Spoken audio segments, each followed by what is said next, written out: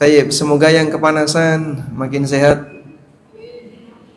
Dede, yang mungkin kalau di dalam rumah terus tidak mendapatkan sinar matahari. Tafassahu fil majalis yafsahillahu lakum.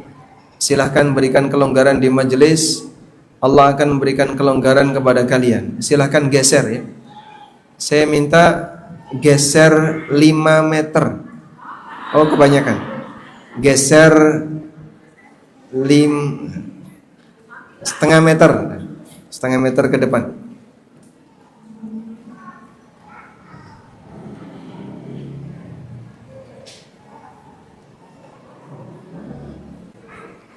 Alhamdulillah.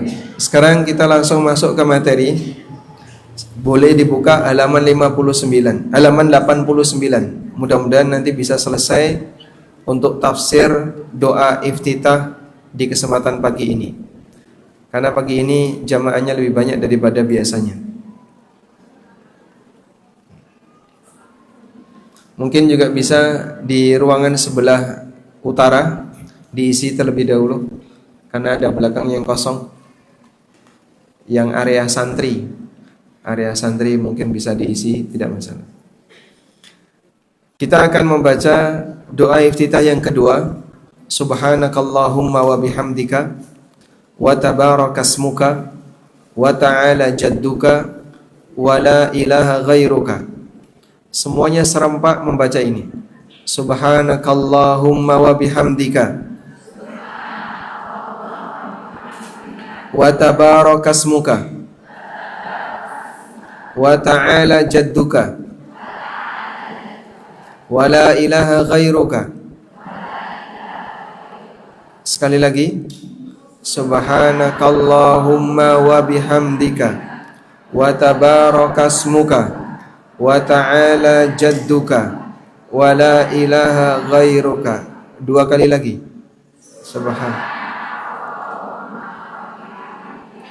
Wa tabarakasmuka wa ta'ala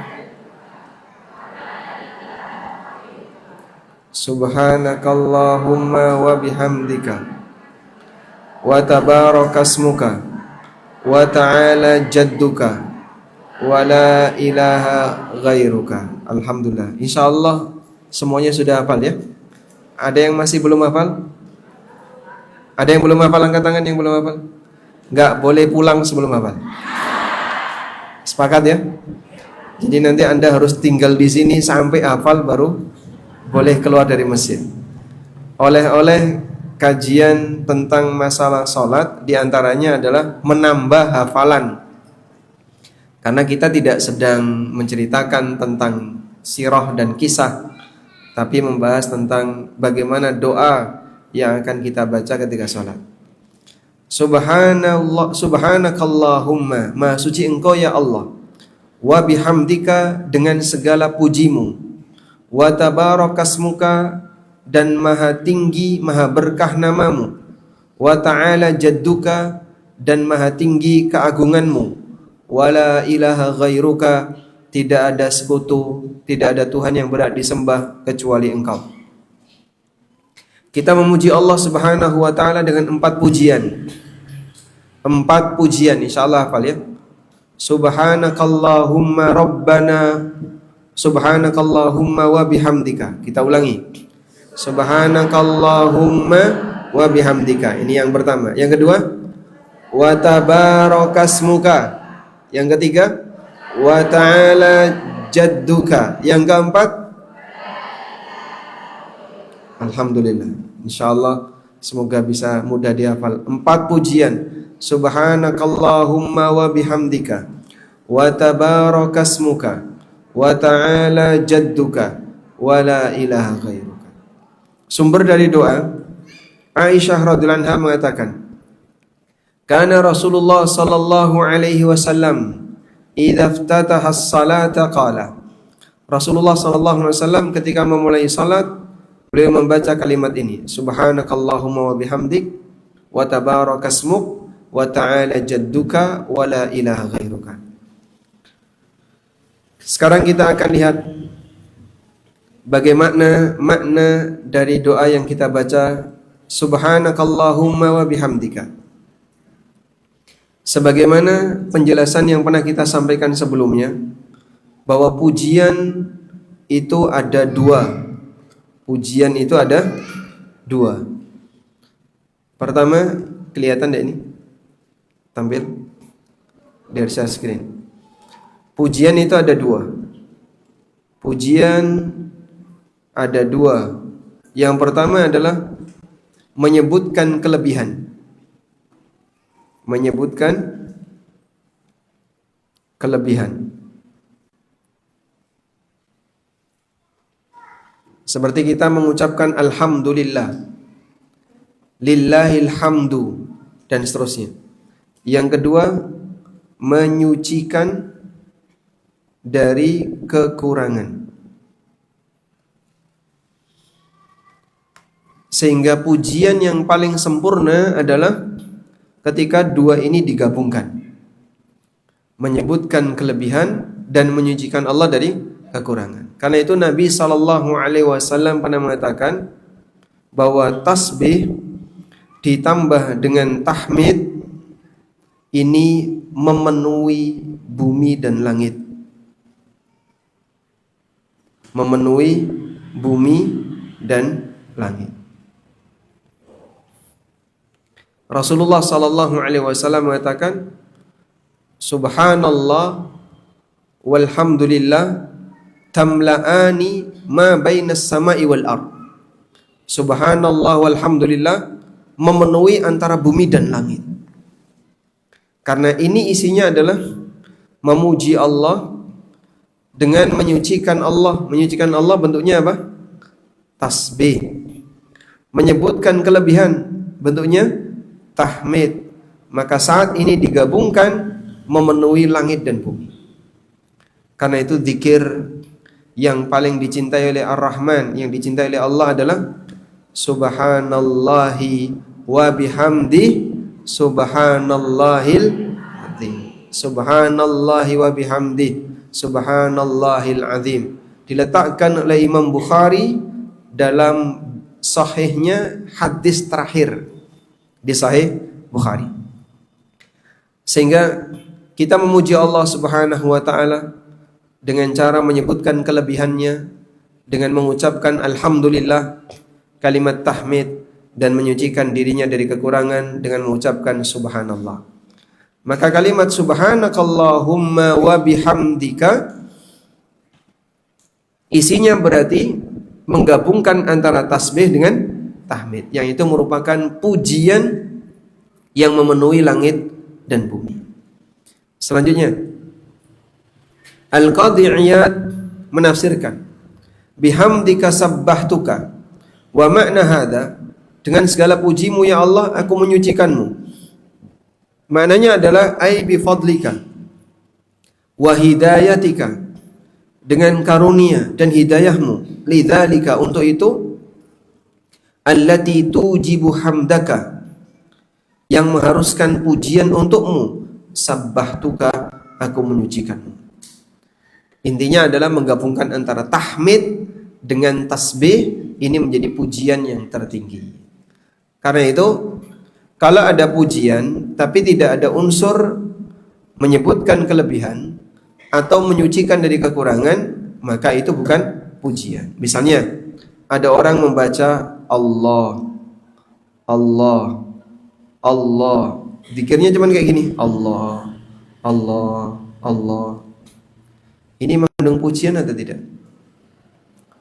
Tidak ada sisi pujian, karena tidak disebutkan nama Allah atau sifat Allah yang mengandung pujian. Misalnya Allahu Akbar, Allahu Rahim, Allahu Ghafur. Nah, itu baru ada sisi pujian. Karena itulah, kalau cuma disebutkan nama, maka ini belum pada kategori memuji Allah Subhanahu wa taala. Sehingga zikir yang diajarkan oleh kaum muslimin ahlu sunnah adalah zikir yang diiringi dengan pujian untuk Allah. Ada orang misalnya namanya Paijo, Paijo, Paijo, Paijo, Paijo. Apakah sama dengan memuji Paijo? Kenapa? Ya cuma nyebut. Beda kalau misalnya Paijo pinter. Paijo pinter. Ada pujiannya? Ada. Paham ya? Sehingga kita tidak diajarkan model pujian dengan hanya membaca Allah, Allah, Allah, Allah, Allah, Allah, Allah, bukan. Tapi ucapkan Allahu Akbar, Allahu Akbar, Alhamdulillah, Alhamdulillah, Subhanallah, Subhanallah, Subhanallah, Subhanallah. Apalagi kalau digabungkan Subhanallah wa bihamdi, Subhanallah wa bihamdi, Subhanallah wa bihamdi. Setiap hari berapa kali? Kurang. Setiap hari minimal pagi sore, pagi 100, sore 100. Berarti ditambahkan di sepanjang aktivitas kita antara pagi dan sore. Maka Anda bisa mengucapkan Subhanallah wa bihamdi banyak kali. Dulu Abu Hurairah radhiyallahu anhu sehari beliau membaca tasbih 12.000 kali. 12.000 ini ngitungnya pripun nih Pak. Ya pokoknya yang penting dibaca sebanyak-banyaknya. Kita lanjutkan. Wa tabarakasmuka, maha berkah, artinya yang banyak kebaikannya namamu ya Allah. Karena segala sumber kebaikan bersumber dari Allah. Segala kebaikan itu bersumber dari Allah. Dan keberkahan nama Allah berarti keberkahan yang memiliki nama, yaitu Allah Subhanahu wa taala. Ibnu Qayyim menjelaskan, al-barakatu fi ismika wa fi ma summiya alaihi yadullu ala anna dhalika sifatun liman tabaraka fa inna barakatal ismi tabi'atun li barakatil musamma. Keberkahan nama dan keberkahan pemilik nama menunjukkan bahwa hal itu adalah sifat bagi zat yang maha berkah. Karena keberkahan nama mengikuti keberkahan yang memiliki nama. Sehingga Allah Subhanahu wa taala dipuji oleh Nabi sallallahu alaihi wasallam, tabarakasmuka, maha berkah namamu, karena semua kebaikan ini sumbernya adalah Allah Subhanahu wa taala. Baik. Di antara keberkahan, kita coba lihat keberkahan basmalah. Keberkahan nama Allah, menyebut nama Allah. Menyebut nama Allah itu dengan mengucapkan apa? Bismillah. Dengan membaca Bismillah dengan nama Allah. Keberkahan nama Allah ini banyak sekali. Apa saja di antaranya, Pak? Orang menyembelih hewan. Kalau tidak membaca Bismillah, gimana hukumnya? Haram. Sehingga nanti kalau berkorban ke orang nyembelih sapi misalnya, baru dicekeli terus disembelih. Selesai disembelih, aku lali mau coba Bismillah lagi. Gimana nasibnya ini? Bagaimana nasib sapi yang sudah disembelih tapi penyembelihnya lupa membaca Bismillah? Para ulama, jumhur ulama mengatakan tidak halal untuk dimakan. Nah terus gimana Pak? Eman Pak? Ya tidak ada eman untuk hal yang haram. Kubur dijadikan sebagai pupuk. Ini keberkahan Bismillah. Keberkahan Bismillah yang kedua, ketika kita makan atau minum lalu kita membaca Bismillah, maka setan tidak bisa ikut terlibat menikmati. Tapi kalau orang tidak membaca Bismillah, maka setan nanti bisa ikut menikmati. Maka saat minum, saat makan kita baca Bismillah. Yang ketiga, ketika orang masuk rumah dan dia membaca Bismillah ketika masuk, maka setan tidak boleh ikut masuk, terhalang dengan Bismillah. Saat manusia buka aurat dan dia baca Bismillah, maka setan tidak bisa melihat aurat manusia. Berarti apa doa ketika masuk ke toilet? Allahumma inni a'udzubika minal khubuthi al khaba'ith. Anda tambahkan Bismillah. Bismillah, Allahumma inni a'udzubika minal khubuthi wal khaba'ith. Nabi SAW bersabda, sitru ma baina a'yunil jinni wa aurati bani Adam idza wada'a thawbahu ayyaqula Bismillah.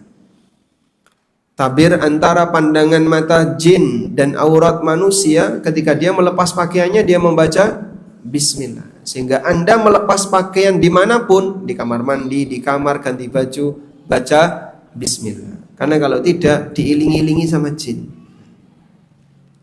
Kemudian di antara keberkahan bismillah, ketika seseorang naik kendaraan, dianjurkan untuk membaca bismillah sebagaimana kebiasaan Nabi sallallahu alaihi wasallam. Dan masih banyak aktivitas yang lain di mana kita bisa mendapatkan keberkahan dari bismillah. Baik, selanjutnya. Wa ta'ala jadduka, dan maha tinggi kemuliaanmu. Maha tinggi di sini adalah tinggi kemuliaan Allah.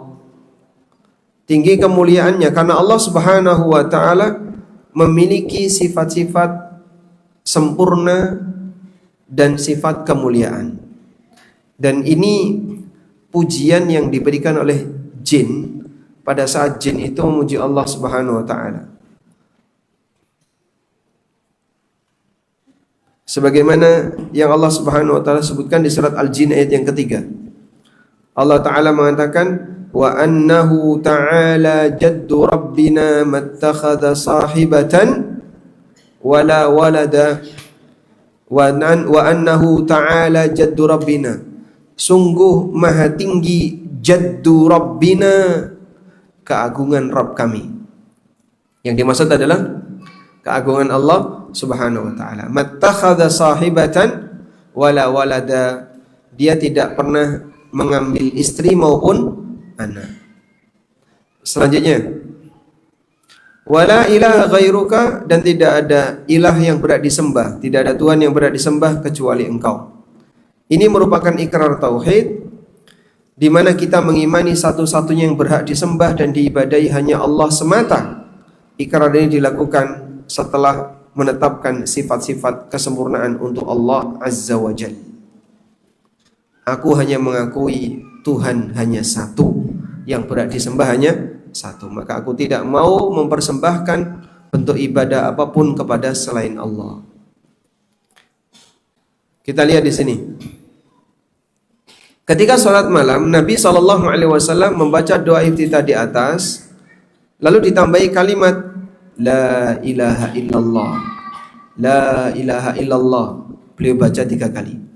Lalu beliau baca Allahu Akbar kabira, Allahu Akbar kabira, Allahu Akbar kabira. Dibaca 3 kali. Jadi lengkapnya gimana?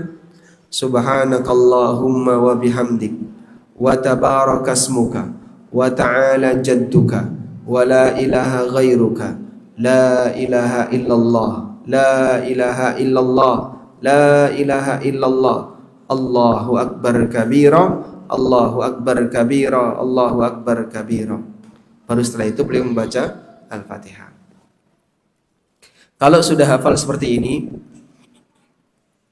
semoga memotivasi bagi kita untuk bisa mempraktekkan baik dalam sholat wajib maupun ketika qiyamul lail, agar seorang muslim senantiasa meliputi isi sholatnya dengan banyak zikrullah.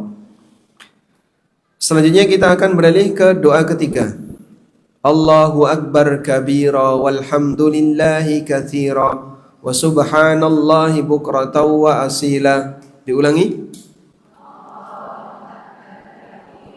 Walhamdulillahi katsira. 2 kali lagi. Allahu Akbar walhamdulillahi wa subhanallahi bukratan. 1 kali lagi.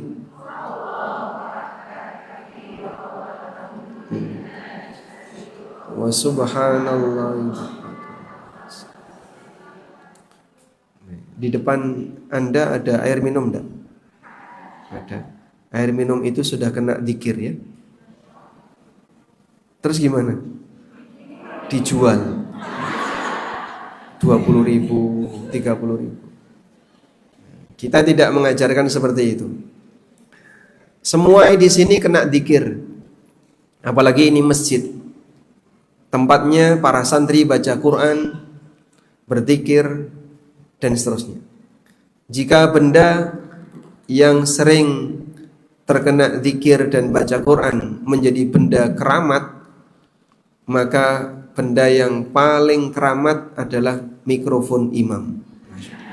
Nah, itu karena dipakai untuk ngimami ya. Jadi kalau mau cari obat, nah ini diusap-usapkan nih. Ini tadi kan kena zikirnya. Apakah seperti itu? Ya enggak demikian. Ruqyah itu ada tata caranya sendiri. Kita lanjutkan. Allahu akbar kabira walhamdulillahi katsira wa subhanallahi bukratan wa asila. Sekarang kita lihat sumber doa. Doa ini memiliki keutamaan yang besar. Pintu-pintu langit dibuka karena doa ini. Dari Ibnu Umar radhiyallahu anhu beliau menceritakan, "Bainama nahnu nusalli ma'a Rasulillah sallallahu alaihi wasallam, idz qala rajulun minal qaum." Ketika kami sedang salat bersama Rasulullah sallallahu alaihi wasallam, tiba-tiba ada orang yang membaca doa ini. Allahu akbar kabira, walhamdulillahi katsira, wa subhanallahi bukratan wa asila. Saya salat, Nabi sallallahu alaihi wasallam bertanya, siapa yang tadi mengucapkan doa ini? Saya ya Rasulullah. Kemudian beliau mengatakan, ajibtu laha, futihat laha abwabus sama. Ini doa yang sangat mengherankan. Pintu-pintu langit semuanya terbuka. Disebab artinya doa itu dinaikkan oleh Allah sehingga naik ke langit dunia, maka pintunya terbuka. Karena itu kata Ibnu Umar radhiyallahu anhu, "Fama taraktuhunna mundu sami'tu Rasulullah sallallahu alaihi wasallam yaqulu dzalika." Sejak aku mendengarkan, aku tidak pernah meninggalkan dari apa yang pernah mendengarkan ini, aku tidak pernah meninggalkannya.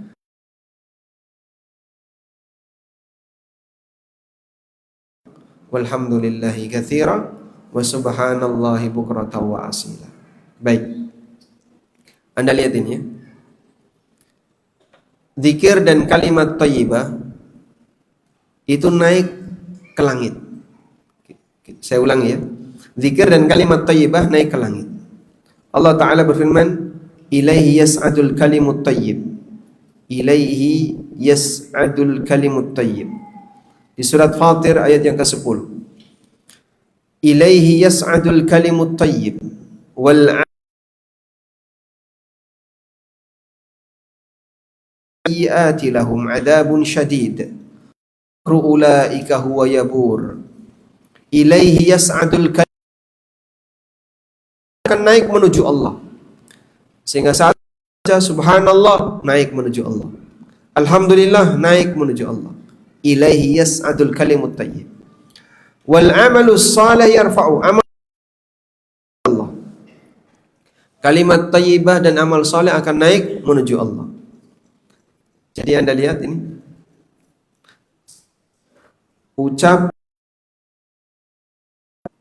ucapan manusia bertingkat. Ada ucapan yang tertinggi, ucapan tertinggi tingkatannya, itulah zikrullah. Kenapa zikrullah disebut sebagai ucapan yang tertinggi? Karena yang disebut nama Allah. Zikrullah akan dinaikkan oleh Allah ke langit. Zikrullah akan diangkat menuju Allah Subhanahu wa taala. Sehingga zikrullah merupakan ucapan yang tertinggi. Lalu ada ucapan yang tingkatannya di bawahnya. Ucapan mubah. Seperti obrolan. Dia tidak dinaikkan ke atas, tapi masuk kategori ucapan yang boleh dilakukan. Dan ada ucapan hina. Ini ucapan maksiat. Ucapan maksiat. Sehingga yang keluar dari lisan ada yang naik ke atas, ada yang cuma bertahan di bumi, dan ada yang balik kepada pelakunya. Contohnya apa Pak? Mengumpat, mencela, mencaci maki, melaknat, itu semuanya nanti akan gentayangan di antara langit dan bumi.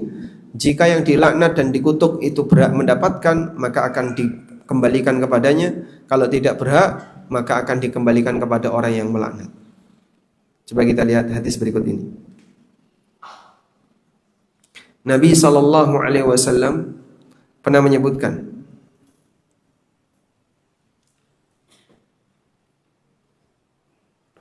tentang bahaya ucapan laknat.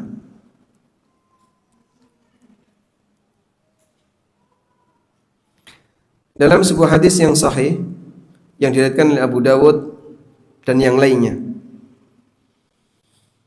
dari sahabat Abu Darda radhiyallahu anhu, Rasulullah sallallahu alaihi wasallam bersabda, "Innal 'abda idza la'ana syai'an."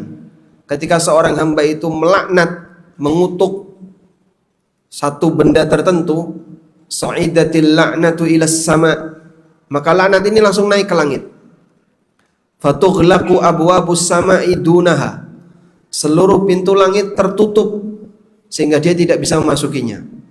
Tsumma tahbitu ilal ardi, kemudian dia turun ke bumi, mau masuk meresap di tanah. Fatughlaqu abwabuha dunaha, maka seluruh tanah permukaan bumi ini tertutup sehingga laknat tadi tidak bisa masuk ke dalam tanah. Tsumma ta'khudhu yaminan wa shimala, akhirnya ucapan laknat ini gentayangan ke arah timur, ke arah barat, ngetan, ngulon, ngalor, ngidul, gentayangan. Ke kanan dan ke kiri dia gentayangan. Fa idza lam tajid masaqan, kalau dia tidak menemukan tempat, raja'at ilal ladzi lu'ina, maka dia akan mengarah kepada makhluk yang dilaknat. Fa in kana lidzalika ahlan, jika dia memang layak untuk mendapatkan laknat, maka akan nempel kepada yang dilaknat. Wa illa raja'at ila qailiha, kalau enggak layak, maka laknat tadi akan kembali kepada yang mengucapkan. Ini contoh kalimat yang tidak bisa naik ke langit, tidak bisa meresap ke bumi, langit enggak dan bumi tidak mau menerimanya. Kalimat apa? Laknat. Contoh kalimat laknat apa sih Pak? Ya misuh itu. Sehingga ada orang misalnya ngomong dengan orang lain, nyebut kewan, nyebut apa lagi? Aneka misuh-misuh. Dan masing-masing daerah kan punya tingkatan misuh yang berbeda-beda ya. Misuh Klaten beda dengan misuh Jawa Timur, beda lagi dengan misuh Jawa Barat. Tapi masing-masing daerah ada.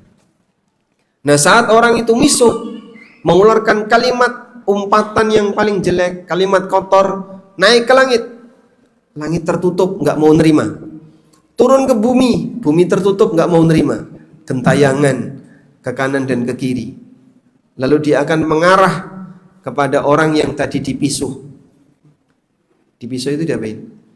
Jadi sasaran umpatan. Kalau dia memang layak, maka akan masuk ke situ, nempel. Dan kalau nggak layak, dia akan gentayangan lagi, lalu kembali kepada orang yang mengucapkan. Maka hindari yang namanya miso. Dan yang paling gampang miso, bapak atau ibu? Hah? Apa yang menyebabkan banyak wanita yang dikatakan Nabi SAW masuk neraka?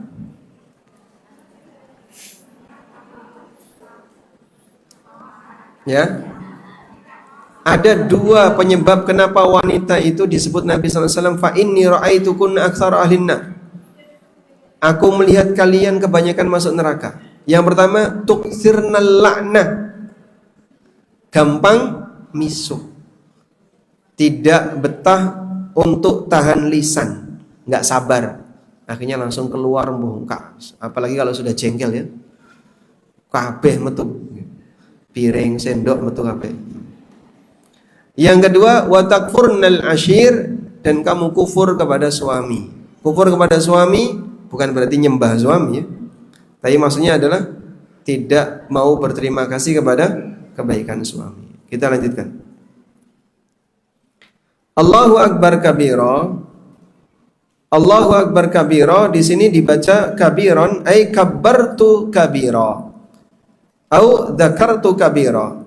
Allahu akbar dan aku memuji Allah dengan pujian yang besar.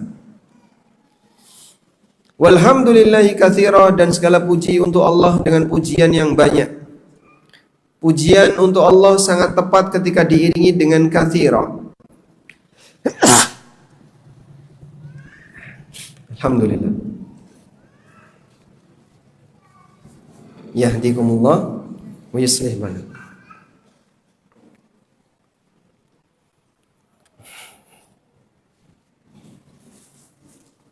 Nah, pujian untuk Allah diiringi dengan katsiran. Katsiran artinya apa? Banyak. Karena pujian untuk Allah memang layak untuk diberi sifat banyak. Saking banyaknya kebaikan Allah Subhanahu wa taala. Coba jenengan renungkan ya. Kebaikan Allah yang ada pada diri Anda itu apa saja? Nggih? Iso mlaku, iso ngguyu, iso apa namanya? Iso merengut. Kita bisa melakukan banyak hal. Allah Subhanahu wa taala berfirman, "Wa fi anfusikum afala tubsirun." Pada diri kalian, kenapa kalian tidak memandang, melihat betapa banyaknya nikmat Allah?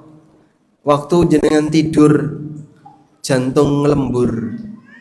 Coba nek wong turu, jantungnya melu turu. Pripun? Hah? Wong turu, jantungnya melu turu. Ora sida turu. Kadang ada orang misalnya ya, ini mungkin keyakinan orang Klaten. Ketika habis lahiran capek sekali, terus pengen istirahat, pengen tidur. Boleh tidur enggak? Kenapa enggak boleh? Engkau enggak kebablasan. Loh, apa hubungannya? Sehingga rentuk turu, ojo turu engkau enggak kebablasan. Enggak mati malah. Padahal dia dalam kondisi sudah kelelahan, kecapean. Tapi malah enggak boleh tidur. Benar kayak gitu? Itu berasal dari mana teori itu? Hah? Dari Simbah. Jari ini Simbah kaya ngono iki, Pak. Ya niki saestu ya. Karena pengalaman istri saya juga.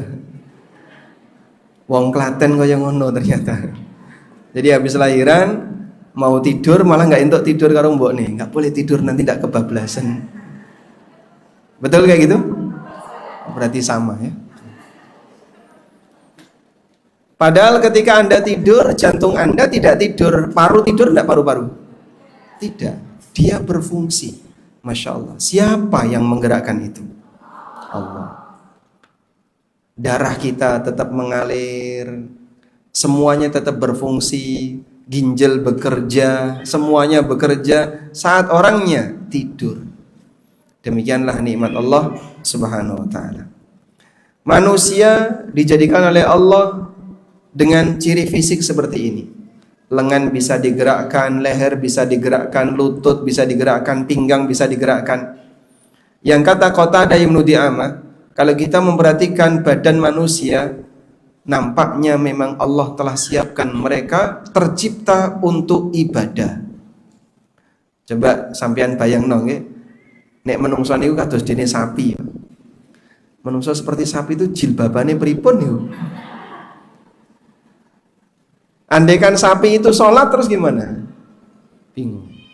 Tapi Allah Subhanahu wa ta'ala ciptakan manusia seperti ini sehingga dia bisa sujud, rukuk, duduk iftirash, duduk tawarruk. Allah ciptakan manusia dengan postur tubuh yang bisa dipakai ibadah. At-Tabrani pernah meriwayatkan Nabi SAW bersabda, "Qala rajulun alhamdulillahi katsira." Perhatikan hadis ini ya. Ada orang yang mengucapkan alhamdulillahi katsira, fa'azamahal malak, maka malaikat pencatat amal menganggap ini ucapan yang sangat agung. Gimana aku mencatatnya? Fa'azamahal malak ayyaktubaha, maka malaikat yang mencatat amal kebingungan, piye carane nyatet. Faraja'a fiha rabbah, maka dia pun datang menghadap Allah untuk bertanya kepada Allah, gimana cara mencatat hambamu yang dia memujimu alhamdulillahi katsiran? Faqala, kemudian Allah Ta'ala berfirman, uktubha kama qala abdi katsiran, tulis saja seperti yang diucapkan oleh hambaku, tulis kathiran. Alhamdulillah kathiran. Jadi sampai malaikat saja ketika mau mencatat terasa berat. Nyatet amal alhamdulillah kathiran itu kayak apa? Sampai dia tanya kepada Allah Subhanahu wa taala. Demikian disebutkan dalam hadis riwayat Tabrani. Kemudian wa subhanallahi bukratan wa asila, dan maha suci Allah baik di waktu pagi dan di waktu sore, karena dia zat yang maha suci setiap saat sepanjang masa, pagi dan sore tidak ada cacat. Berbeda dengan manusia. Manusia itu kadang seger nih iso gitu. Nek wis awan rodok medun, nek bengi mambu balsem. Itu menungso. Ada cacat di area-area tertentu. Kapan waktu di mana Anda malu kelihatan orang? Tangi turu, durung adus, rembes. Nggih. Sehingga kita malu, tangi turu, rambutnya kayak acak-acakan, durung rapi. Ada orang datang, malu enggak? Malu. Karena belum berpenampilan yang bagus. Kita baru bisa menampakkan diri di depan orang lain, nek wis didandani baru datang. Itulah manusia, ada momentum di mana cacatnya kelihatan. Namun Allah Subhanahu wa taala zat yang maha sempurna, dia maha suci dari segala kekurangan, bukratan wa asila, baik waktu pagi maupun waktu sore. Tidak ada yang cacat pada zat Allah Subhanahu wa taala. Nah, selalu yakini seperti ini dalam setiap doa yang kita baca. Allahu akbar kabira, walhamdulillahi katsira, wa subhanallahi bukratan wa asila. Doa keempat, alhamdulillahi hamdan katsiran tayyiban mubarakan fi. Segala puji bagi Allah dengan pujian yang banyak, yang baik, mubarakan fihi, dan yang diberkahi. Lihat ini ya. Kita baca dulu. Alhamdulillahi hamdan katsiran tayyiban mubarakan fi. Diulangi lagi. Katsiran. Ada berapa sifat hamdannya? 3. Alhamdulillahi hamda katsiran tayyiban mubaraka. Katsiran tayyiban mubaraka. Hafal ya? Alhamdulillahi hamdan katsiran tayyiban mubarakan fi. Segala puji bagi Allah, pujian yang banyak. Kenapa Allah dipuji banyak? Karena kebaikan Allah niku kathah. Kebaikan Allah itu banyak. Yang kedua, tayyiban, kebaikan yang tayyib. Apa yang dimaksud dengan tayyib? Yang sempurna, tanpa cacat dan kekurangan. Karena Allah yang maha baik. Sebab kadang ada orang memuji orang lain itu sambil ada perasaan punya kepentingan. Misalnya yang kita jenengan butuh duit, mepet-mepet bapak, memuji-muji bapak. Ini pujian karena ingin golei duite. Ini pujian yang tidak tayyib. Kadang ana wong lanang merayu istrinya. Itu namanya apa? Pujian yang tidak tayyib. Pujian yang tayyib adalah pujian untuk Allah Ta'ala yang bersih dari semua kepentingan. Karena pujian itu kadang ada yang pujian yang isinya punya kepentingan dan ada yang tidak punya kepentingan. Pejabat itu banyak dipuji oleh bawahan. Terutama yang di bawahnya persis ini. Wah, ono sing muji-muji, ono sing napa? Bombong. Begitu ini sudah lengser, disuruh muji,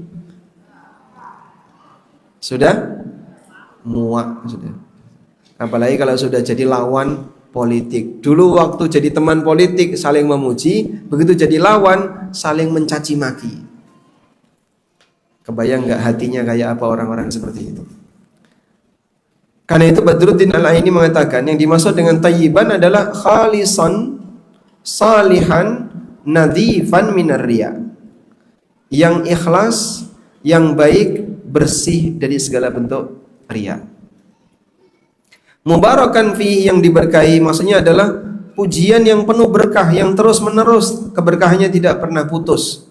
Karena nikmat Allah itu nggak pernah putus, sehingga selayaknya pujian kita juga nggak pernah putus, walaupun pujian dalam bentuk semangat dan niat. Pujian dalam bentuk semangat dan niat. Maka kita memuji Allah tanpa putus. Kula paringi tugas seperti biasa. Kali ini hanya satu kalimat yang dibaca. Alhamdulillah. Mengucapkan alhamdulillah dari masjid ini sampai rumah. Sanggup insyaallah ya? Alhamdulillah, alhamdulillah, alhamdulillah, alhamdulillah. Tapi mocone sing serius ya. Jangan terlalu cepat. Ada orang yang selesai sholat kan kadang zikir alhamdulillah ping 33. Alhamdulillah, alhamdulillah, alhamdulillah, alhamdulillah, piok. Nah, terus bener kalau muter itu lebih cepat gerakan jarinya daripada ucapan alhamdulillah. Allahu Akbar juga kadang terlalu cepat. Allahu Akbar, Allahu Akbar, baru. Ini bukan memuji Allah. Ini yang keluar bukan Allahu Akbar, tapi kalimat jenengan kerungunin apa? Robar. Alhamdulillah, jenengan yang didengar apa? Delam. Sama kayak orang yang salam tapi keburu-buru. Orang mengucapkan salam keburu-buru. Assalamualaikum. Coba ulangi lagi. Assalamualaikum. Gitu tuh salam kok. Yang bagus, Assalamualaikum. Yang dia ucapkan Assalamualaikum, bukan Assalamualaikum. Padahal yang inti yang bagian mana? Assalam. Andaikan Anda datang ketemu orang assalam, itu boleh. Sebagaimana salamnya malaikat kepada Nabi Ibrahim. Qalu salam. Qala salamun qaumum munkarun. Jadi boleh mengucapkan salam dengan assalam saja. Assalam, keselamatan, maksudnya adalah keselamatan untuk kalian.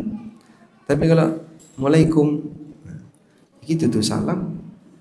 Kum, kayak cacilaikum. Tolong jangan diulangi yang kayak gini ya. Jadi kalau mengucapkan salam dibuat jelas terdengar assalamualaikum. Assalamnya jelas. Assalamualaikum. Ya. Karena pujian itu dinilai dari ucapan yang kita lantunkan. Baik, keutamaan doa ini semoga semuanya hafal ya. Alhamdulillahi hamdan katsiran thayyiban mubarakan fi. Balani.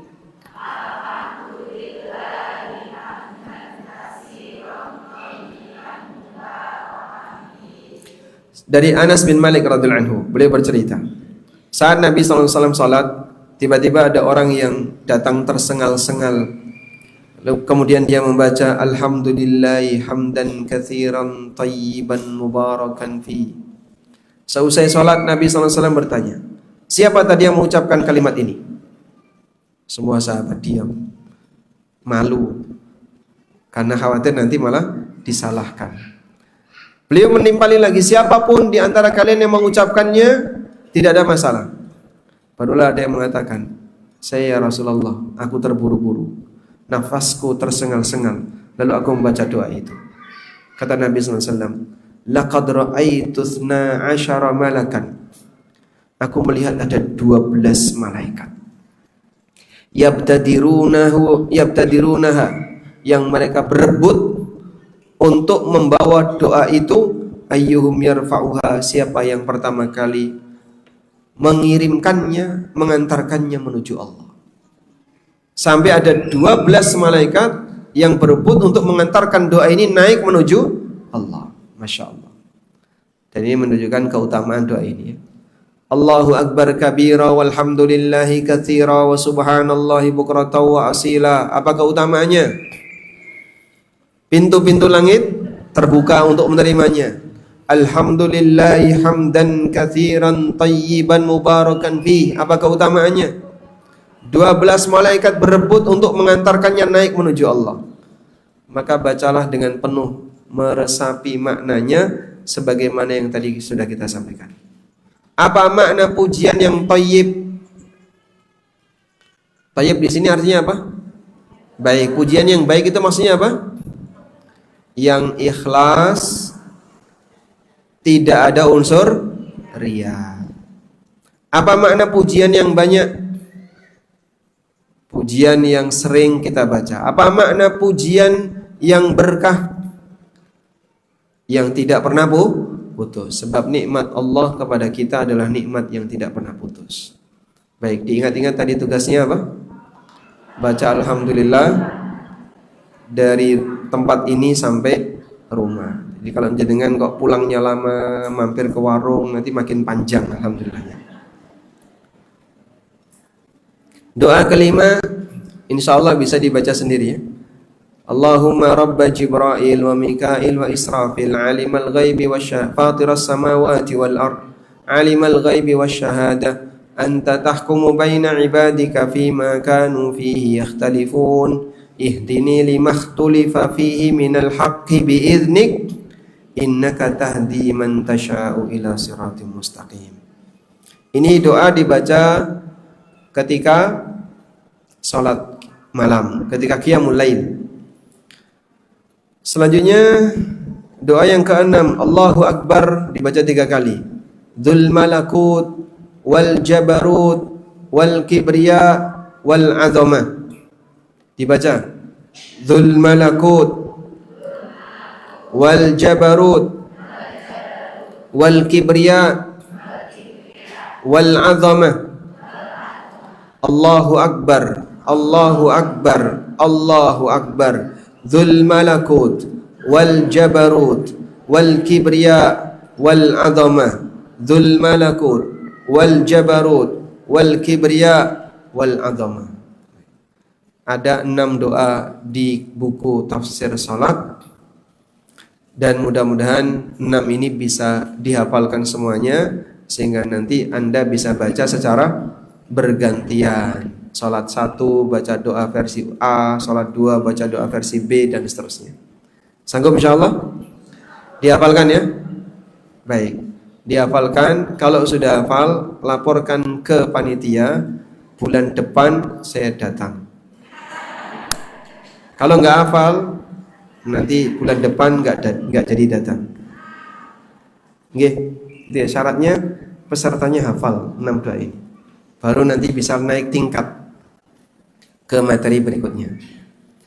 Walhamdulillahirabbil alamin. Semoga apa yang kita bahas ini bermanfaat. Wassallallahu ala nabiyyina Muhammadin wa ala alihi wa sahbihi wasallam.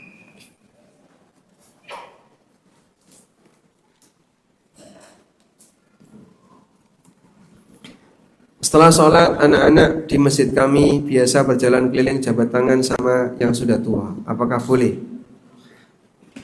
Jika tujuan mengajari mereka jabat tangan adalah untuk memuliakan dan menghormati orang yang sudah tua di sekitarnya, hukumnya boleh. Sehingga yang dewasa nggak usah melakukan yang sama. Karena jabat tangan itu disyariatkan saat ketemu, bukan selesai sholat. Kalau selesai sholat adalah dzikir. Walaupun boleh saja jabatan selesai sholat ketika baru ketemu. Assalamualaikum warahmatullahi wabarakatuh. Waalaikumsalam warahmatullahi wabarakatuh. Apakah sah sholatnya wanita jika waktu sujud jari-jari tangannya kelihatan? Jawabannya sah. Karena jari-jari tangan, jadi telapak tangan ke atas, ini bukan aurat. Baik yang punggungnya maupun yang telapaknya. Jadi depan, belakang, ini dua-duanya bukan aurat.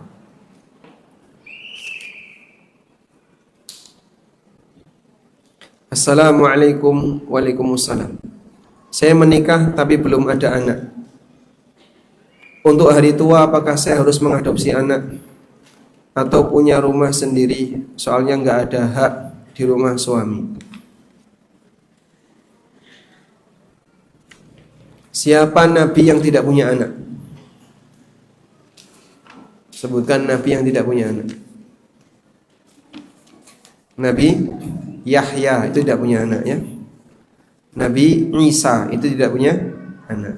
Apakah besok Nabi Isa menikah, Pak? Wallahu a'lam.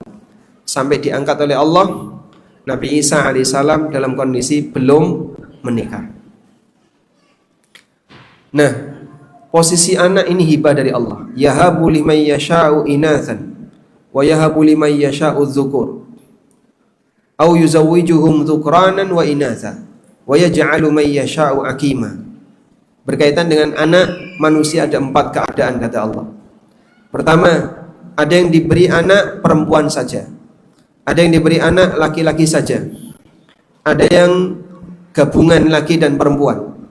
Dan ada yang Allah jadikan mandul. Sehingga semua ini kembali kepada ketetapan Allah. Maka kalaupun tidak punya anak, ya ini bagian dari takdir. Tapi kita nggak perlu terlalu sedih.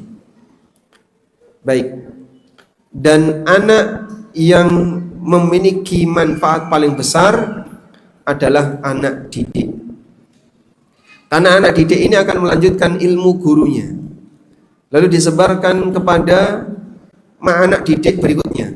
Jadilah estafet kebaikan dan pahala. Sehingga guru yang pertama tadi turut mendapatkan pahalanya. Mungkin Anda bisa jadi guru TPA atau guru-guru yang lain yang ngajari anak-anak kecil. Dan saya bisa baca Quran sesuai tajwid atas jasa guru TPA saya. Yang selalu saya ingat. Karena saya tahu dulu sebelum masuk TPA, yang ngajinya ngaji di musola pakai model turutan gitu. Ngerti nggih turutan? A fathah A, alif fathah A, alif kasra I, alif dhamma U, A I O. Mong kaya ngono dibalan-baleni. Tapi nggak ngerti idhar itu apa, ikhfa itu apa, sehingga nggak bisa membaca Quran dengan cara yang benar. Panjang pendek dulu juga nggak ngerti. Nah, mungkin banyak di antara kaum muslimin yang tidak bisa baca Quran karena dulu waktu kecil dia tidak dididik untuk itu. Sampai gede wis kadung tuwa ra iso maca. Akhirnya dibiarkan. Padahal ya, mohon disadari. Dalam ketika kita berada di hadapan Quran, kita semuanya adalah kerdil. Kerdil dalam arti apa, Pak? Pemula. Sehingga jangan pernah merasa sudah senior dalam urusan Quran. Assalamualaikum. Waalaikumsalam. Kita diperintahkan untuk berlindung kepada Allah dari hasad dan orang hasad. Seandainya kita tidak ada niat untuk memperlihatkan kelebihan kita, lalu ada orang yang hasad, apa dampak negatif pada diri kita? Selama dia tidak melakukan kejahatan, insya Allah tidak ada dampak negatif yang berarti. Tapi kalau dia hasad terus sampai membunuh, sampai merusak barang kita, sampai bertindak jahat dan kriminal, nah itulah baru ada efeknya. Namun tawakal kepada Allah, sehingga sasaran hasad, orang yang jadi objek serangan hasad, berdosa atau tidak? Berdosa atau tidak? Tidak. Justru dia mendapatkan tambahan pahala. Assalamualaikum. Waalaikumsalam. Jika dalam satu rombongan kurban sapi, tapi ada 2 orang di antara kelompok tidak sholat, cuma Jumatan saja, itu pun hanya kadang-kadang, bagaimana hukum 5 orang yang lainnya? Apakah korbannya sah? Anggaplah misalnya yang tidak pernah sholat ini statusnya keluar dari Islam, alias kafir, melu korban. Apakah sah korban sapi sementara peserta iurannya ada orang yang keluar dari Islam? Atau bahkan kadang ada non muslim ikut iuran. Ini iurannya tinggal atau kurang 1 orang, sudah 6, kurang 1 orang. Tonggone sing Nasrani melu, aku melu. Urunan sapi. Ada 2 pendapat ulama dalam masalah ini. Ada yang mengatakan tidak sah, karena ibadahnya orang kafir batal, tidak sah. Sehingga dalam kondisi ini dia tidak boleh ikut bergabung dengan orang yang ibadahnya tidak sah. Ini pendapat yang pertama. Pendapat yang kedua, bahwa kurban dengan orang yang tidak sah ibadahnya hukumnya sah. Karena kurban sepertujuh sapi itu dikembalikan kepada masing-masing. Sepertujuh sapi ada A, B, C, D sampai F, 7 orang. Dikembalikan kepada masing-masing. Artinya nilai keabsahannya dikembalikan kepada A, kepada B, kepada C. Kalau A niatnya benar, sah. Kalau ada B yang niatnya salah, ya tidak sah bagi B, tapi sah bagi A. Dan pendapat yang kedua ini, seingat saya adalah pendapat Syafi'iyah. Karena itu tidak masalah jika dalam kegiatan kurban iuran, tapi di situ ada sebagian yang non muslim. Kalau dalam mazhab Hanafi tegas tidak boleh, karena nanti jadinya membatalkan yang pertama.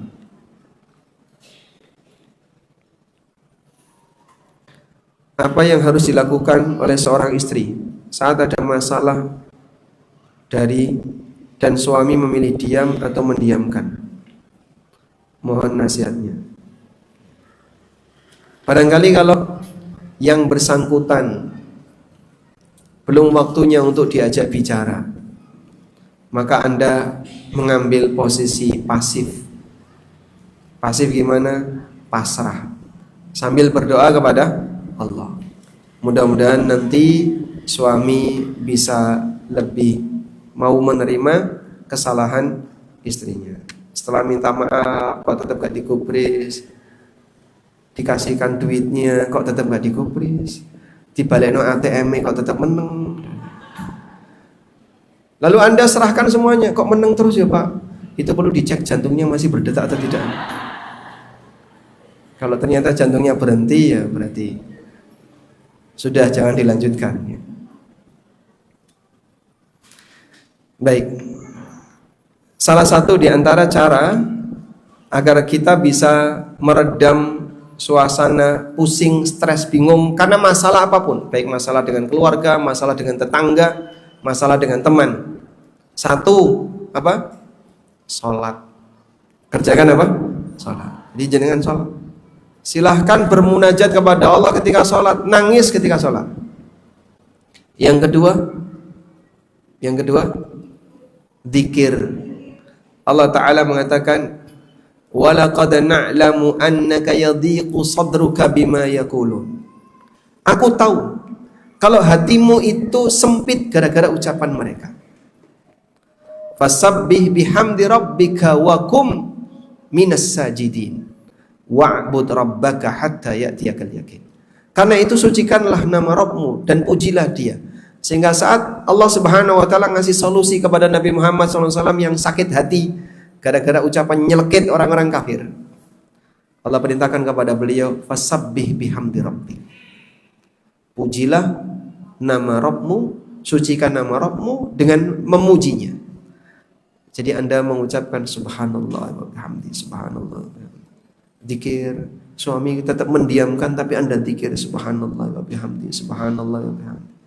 Kok tiba-tiba suami Anda ikut bunyi subhanallah wa bihamdi. Oh, Bapak sudah bangun ya. Ini namanya resonansi ya. Benda yang kedua ikut bergetar karena getaran benda pertama. Yang ketiga, membaca doa ketika stres. Kayak apa Pak doa ketika stres? Saya tuliskan di sini ya, doa stres.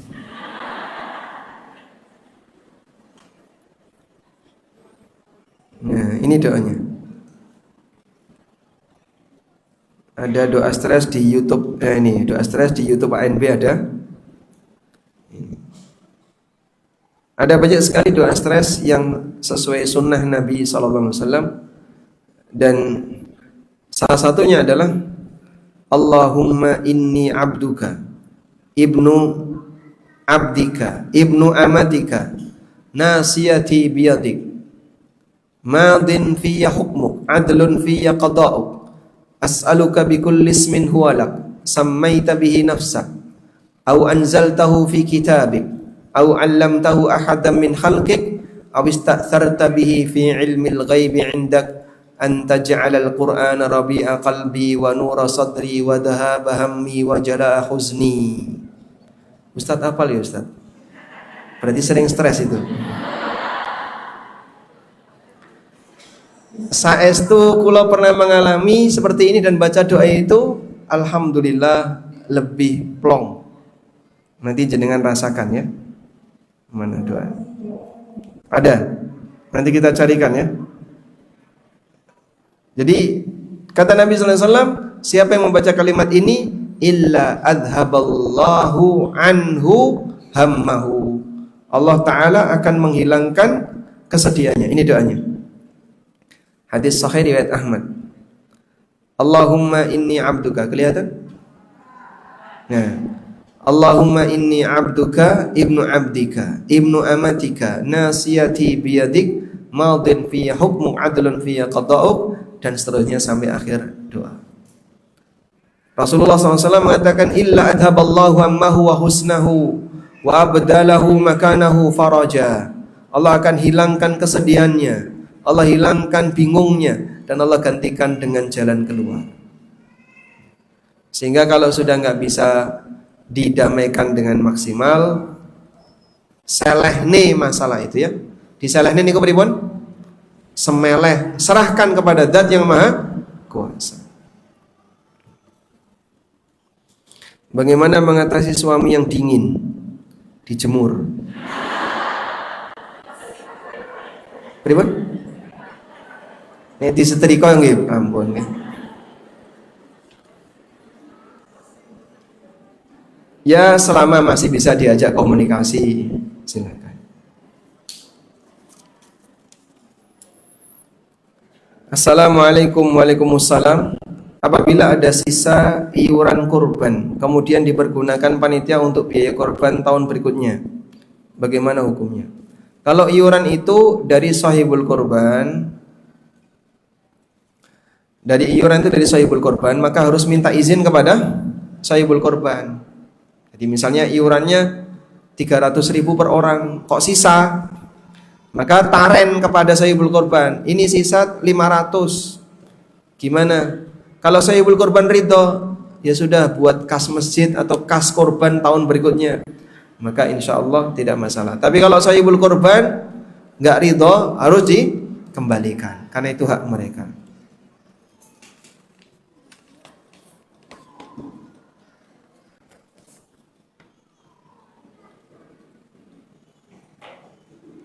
Bagaimana nasihat untuk berbakti kepada ibu yang telah menelantarkan sejak TK dan sampai sekarang terus menjelek-jelekkan anak tersebut, hingga ada ucapan gak usah ke rumah mama gak mau nemuin kamu. Ortu pisah sejak TK, anak diasuh oleh kakek dan nenek. Tetap harus dihormati sebagai ibu walaupun Anda boleh tidak akrab. Anak tidak boleh memusuhi orang tua, apapun kondisi orang tua. Sampai pun Nabi Ibrahim yang bapaknya kafir, Nabi Ibrahim tidak menampakkan permusuhan kepada bapaknya, tapi memberi pengaruh baik kepada bapaknya. Ya mungkin beliau karena masalah dulu ya, sempat terngiang sindrom dengan situasi waktu bercerai dengan bapak, sehingga anak yang jadi korban. Malah sekarang beliau emosi, pelampiasannya kepada anak. Nah mungkin untuk sementara tidak perlu dekat dengan mama, tapi bisa dekat dengan saudara-saudaranya mama. Mudah-mudahan kebaktiannya bisa disalurkan ke orang lain, nanti mereka yang mempengaruhi ibu. Sehingga tidak akrab boleh, tapi kalau memusuhi dilarang.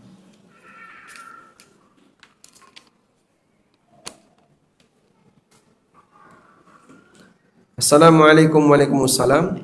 Bagaimana wanita yang safar di hari Jumat? Apa sholat sendiri 4 rakaat?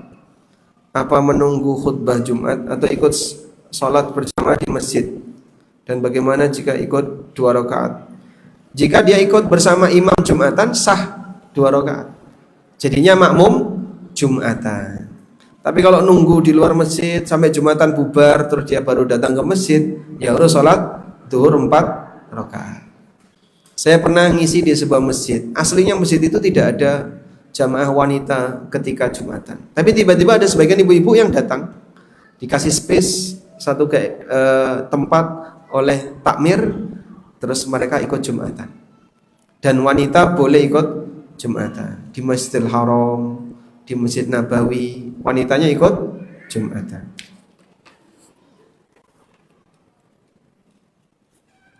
Ya, sudah habis, ini panjang sekali. Bolehkah setiap malam melakukan sholat taubat?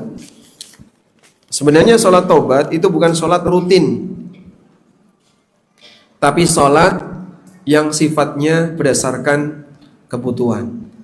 Karena hadisnya menyebutkan ketika seorang hamba merasa melakukan dosa dan kesalahan besar, maka hendaknya dia berwudu dengan wudu yang sempurna, lalu dia mengerjakan sholat 2 rakaat la yuhadditsu fihi ma nafsah, dan dia fokus khusyuk ketika sholat, maka Allah Subhanahu wa taala akan mengampuni dosanya.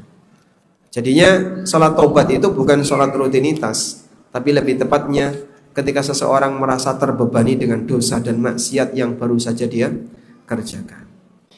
Wallahu alam, demikian yang bisa kita sampaikan. Semoga apa yang kita bahas ini bermanfaat. Allahumma anfa'na bima 'allamtana wa 'allimna ma yanfa'una warzuqna ilma. Wa sallallahu ala nabiyyina Muhammadin wa ala alihi wa sahbihi wa sallam. Wa akhiru da'wana alhamdulillahi rabbil alamin. Wassalamu alaikum warahmatullahi wabarakatuh.